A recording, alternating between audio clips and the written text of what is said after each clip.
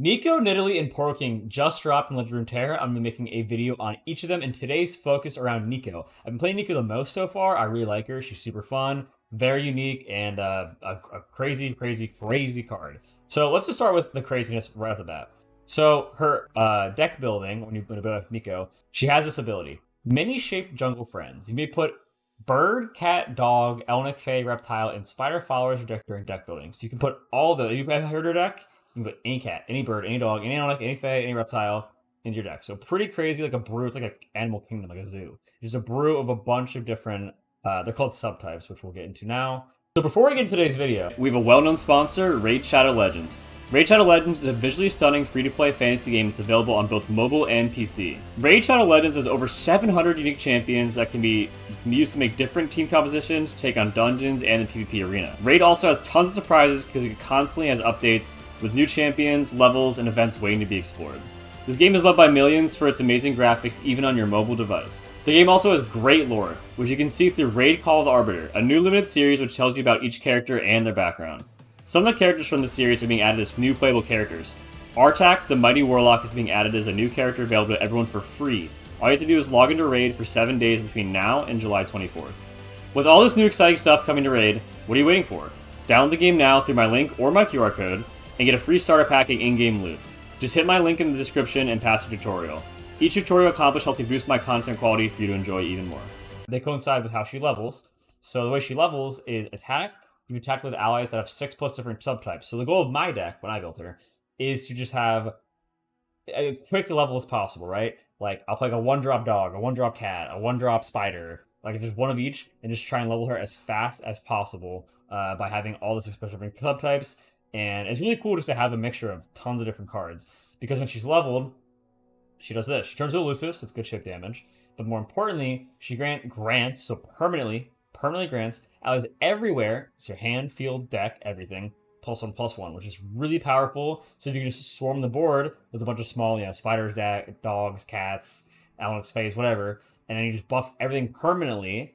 Then it's just huge tempo swing. And then not only is your whole board just swinging for infinite damage, you're also just buffing your entire deck for the rest of the game. But the most interesting part about her might actually be her play effect. So her play effect is crazy. You may disguise me as one of 3 2-cost followers from my origin. So basically, it'll show you 3 different bird, cat, dog, elnic, fae, those things.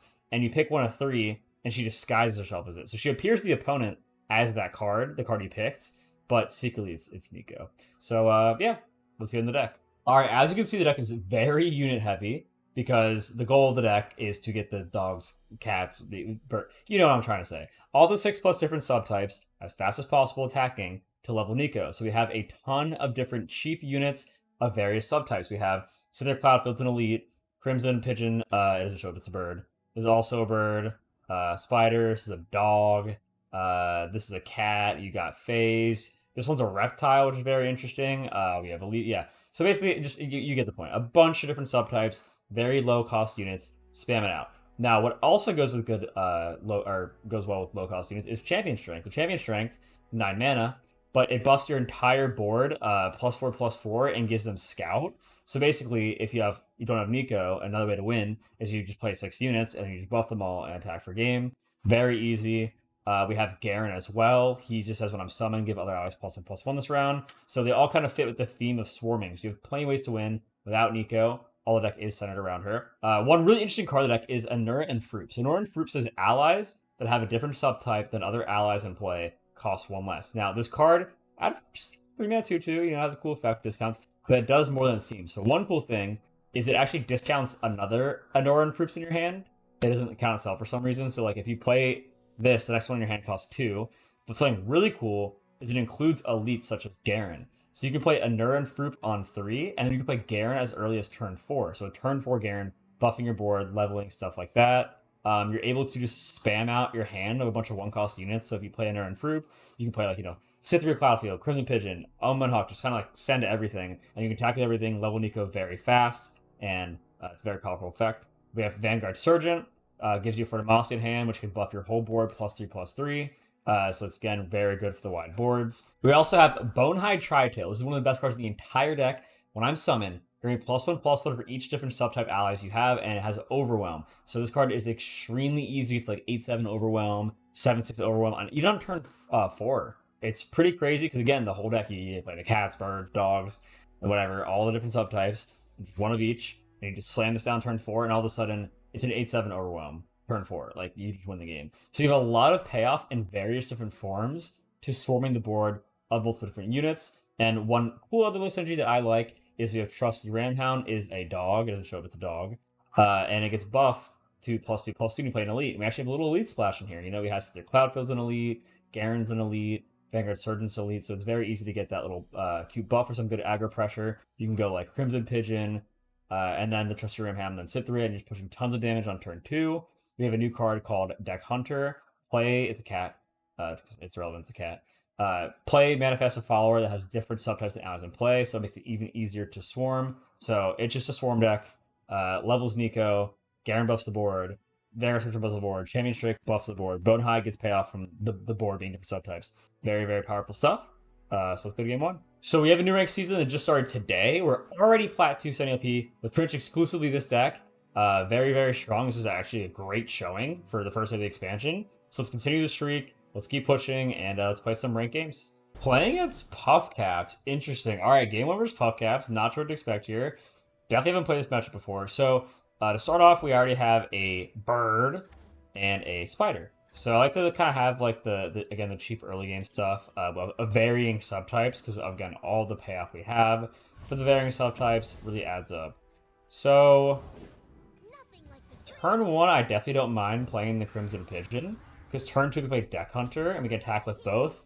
Get our cat attack for Neeko, get our bird attack for Neeko, and then we also get the buff on the Crimson Pigeon. Assuming they don't have a 2-drop here to stop us. That's pretty good. So when we get a card, it can be a bird or a cat. We already have a dog we just drew. We can get a sea monster or a Poro. I do like the cheaper ones, but I don't know how I feel about a 4-mana 4/4. I might just get another dog. Honestly, I think the dog is just like... Although I like the various different subtypes, these will both get buffed when we play Garen, so it's an elite. And they'll get buffed again for Garen's effect. So they did Mystic Shot on our Crimson Pigeon. That is pretty good because I want to get the buff off, but it's not that big a deal. Starting to use a 2-mana card and a 1-mana unit. Ooh. Interesting draw. I'm going to play it and pray they don't have like a Mystic Shot. They don't really run High Note in this matchup, or this deck, so they have to have 2 Mystic Shots. If they don't have Mystic Shot, we are going to destroy them. It is going to be a brutal death. I'm sorry. For them, not for me. Because we're going to play these for 0, and then we pitch for 4 next turn. And buff everything. Oh. Ooh, okay. You messed up. So this is a dog. We got spiders. And there's a reptile. And we already attacked with what? Oh, that was the cat. Okay, so we have cat, reptile, dog, spider, elite. Because Garen's an elite. So the elite synergy comes into play here. Personally playing an elite going +2/+2. And we have the fruit combo. Well, it's not a combo, but fruit is kind of Garen Forest. I guess you can call it a combo. It's pretty good, right? A 5/5 regen like this early. I don't mind just full swinging. I do try to play this like pretty aggressive, as well as getting the levels for Neeko here, where it should be 5 out of 6, which means we're guaranteed to level Neeko when we draw her. Because for the disguise, you actually don't have to pick it like a disguise. You can just keep her as a shapeshifter, which is she's the only shapeshifter, I think. So we're guaranteed to level up. Now the reason I attacked with everything here, I'm just trying to put the pressure on. I feel like it was pretty good. And an aggro-esque deck. We drew another Anura and Fruit. We have Ramhound. Interesting. I'm not sure how good that is, but as long as we can just finish them off, we should be good to go. Form Up can help push. We do have Garen potentially leveling. This will probably level here. Play attack, yeah. But they're giving us 2 cards to draw to do it. They did this because Puffcap Peddler, and you play a spell, plant 3 Puffcaps in the deck. So this is the spell they had. Gonna have a decent amount of Puffcaps because this is gonna double it, but I think we should be good. Okay, we drew a bird. We haven't drawn Neeko, which I would love, but it's no big deal. Play Fruit. This should be the only one discounted, yeah, because we already have everything else in the field. But nonetheless, we can still just swarm the board here, try and get the best open attack possible, and then hopefully get through for lethal. And we draw Neeko, everything gets buffed, so that'd be great. We drew 1 Puffcap, and how many Flash Bombs? Do they hit anything important? They hit Garen. We can live with that. I don't want to develop here, because if I do, then it gives them a chance to develop themselves and get some blockers in. So we'll just full swing. We get our final puzzle piece to level Neeko, because we have a bird. So now this will be lethal if it goes through. It's exact lethal. If they have a ping, we do a form up, which is very nice. And if we don't, we are leveling Garen, so our animal kingdom can attack again next turn. So very good, winning the first game. Our player is Aggro, which I think is one of our worst matchups, which does cause a problem. The reason why is because they swing with all their units, to kill as fast as possible. But I don't like blocking with this deck, because you want to keep as many different subtypes alive to make your big swing later more valuable. So we'll keep Neeko. I think her versatility is kind of useful as a blocker in a weird way, because you can kind of choose her stats. Now, we could hold our units so that we can do this allies with different subtypes, so our allies would play, cost one less, making these free. But I think we're definitely going to need some units on board here for blockers. I'm playing 2-2 instead of this 2-2, because I'd rather block with the one with no effect than the one that has an effect, if we're forced to block. We attack so far, only subtype we've done is Elite. We have subtypes to attack. Nice little thing here. It shows us which are which. Ooh, the new thing. What is it? Double this. My bear plays a skill, copy it. So we're taking 4 from Annie instead of 2, which is kind of scary. But at the same time, I'm not too pressed about it. What we actually could do is, I guess, play Neeko. We don't play a bird or spider. We can play a Fae. A Fae seems fine. Because this time, or this way, we can play a Nerd and Fruit next turn. These are both cost 0, which really helps us level up. Now, I don't love that we're taking 5. Trust me, I don't. And also gives them +1 attack, which matters for an aggro deck. That is 1/4 of our health. But they're not as wide as us. Usually, like, aggro has a bunch of different units. But they're kind of condensing here, which makes me not too worried. House Speaker. That's pretty solid. So we've only attacked with an Elite. I guess this is pretty good here over this, because it just does more damage. Maybe forces some blocks down. So we can just attack with everything here. We don't need to discount anymore. The thing is, I don't think they're going to block this because they don't know it's Neeko. They probably should know it's Neeko because I thought about it before I played it. But we're now 1 off. We have Bird, Elite, Fae, Reptile, and Spider. Now that they killed our bird unit, we actually no longer have a bird, so this will cost 0. All we have to do is get 1 more different subtype, and we're good to go. And we drew a cat, which we don't have yet. Nice. And it's not only just a cat, it's Bonehide Tri-Trail. The cat of the deck. So it gets... It's already buffed +1/+1 from Roman Hawk, but it gets +1/+1 extra for every different subtype we have. We have 5 different ones. So it's going to be a 9/8. They're not going to be happy about this. So we have a 9/8 here.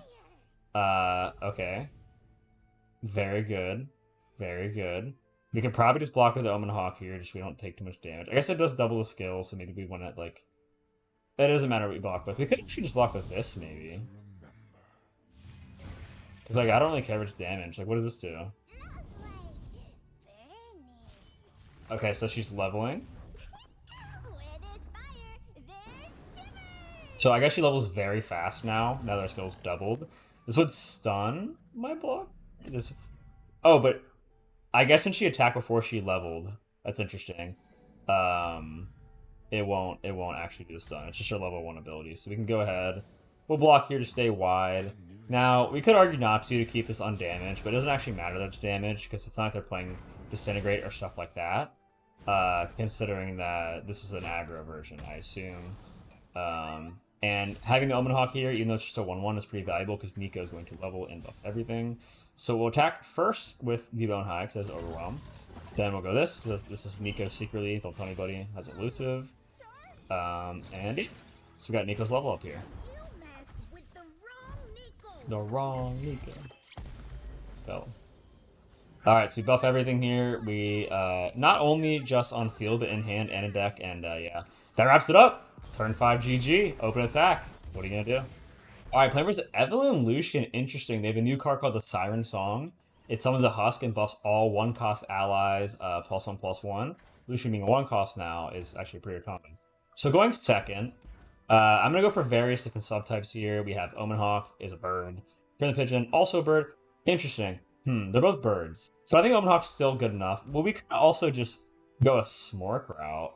One, yeah, I guess we'll just try. Let's try that and see how it goes. We'll go a Smork route. They're all birds, so we don't have much variety there. But we do have Omen Hawk and Double Crimson Pigeon is just a very strong opening in general. So we should probably rock it while we have it. Let's see what buff unit we draw. Fruit. Okay, I'm down for that. So we can play Fruit before we play Neeko, so she's discounted. Keep pushing here. Definitely don't want to. Oh, we actually could kill this to get the permanent +1/+1. I actually think I'm. Yeah, actually no. For champion strength purposes, I guess we wouldn't do that. So we'll go like this. We got a 1/1, 3/3, and 2/1. So Crimson Pigeon. Do you want my support ally to give me +1/+1? We could have killed the Omen Hawk to make this also buff, but I think staying wide for champion strength, being one of our ace cards, is probably smart.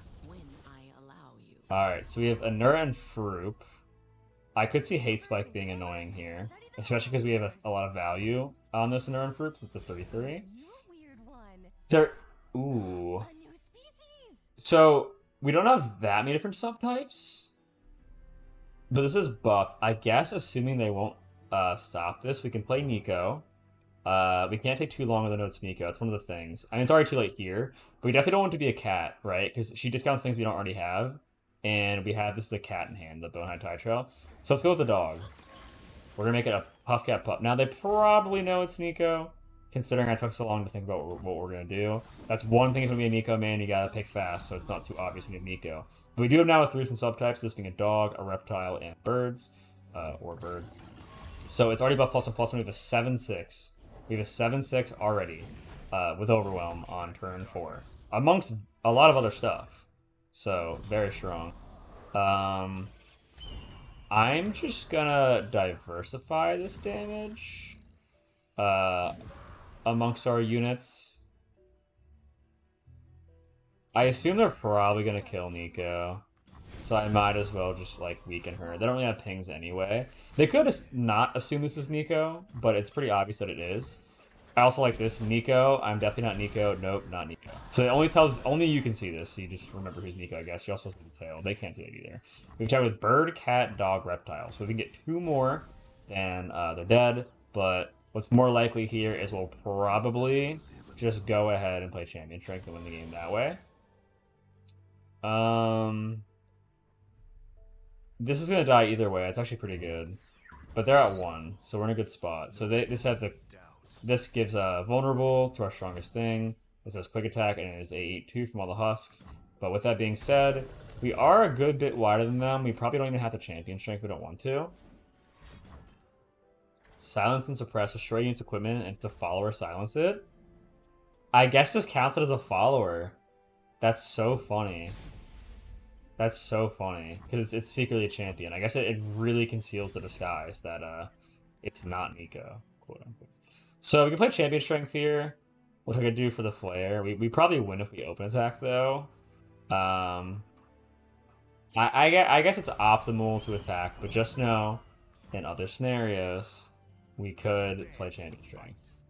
But with only 1 damage we have to go through here, we can just go ahead, do that. Puffcat Pup, definitely not Neeko, will seal us the game.